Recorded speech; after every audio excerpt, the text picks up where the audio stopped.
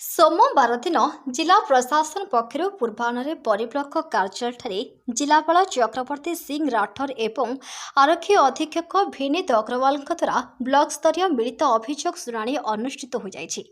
उक्त जन अभियोग शुणाणी में अतिरिक्त जिलापाल दुखबंधु नायक, मुख्य उन्नयन निर्वाही अधिकारी, जिला परिषद सभ्य अशोक कुमार बेउरिया, डेप्यूटी कलेक्टर नवकिशोर नायक, बीडीओ बरी नमिता बारिक, तहसिलदार बरी तिलोत्तमा पृष्टि, बरी रामचंद्रपुर थाना अधिकारी मनोज कुमार स्वाई, जिला शिक्षा अधिकारी रंजन कुमार गिरी एवं जिला शिशु सुरक्षा अधिकारी निरंजन कर, जिला समाज सुरक्षा अधिकारी रविनारायण बेहरा, जिला मंगल अधिकारी शरद चंद्र बेहरा समेत विभिन्न ब्लॉक स्तरीय अधिकारी एवं जिला स्तरीय अधिकारी जोग देथिले। आजिर अभियोग प्रकोष्ठ को समुदाय 372 कोटी अभियोग आसिथिबा बेले तन्मध्यरु ग्रामीण आवास योजना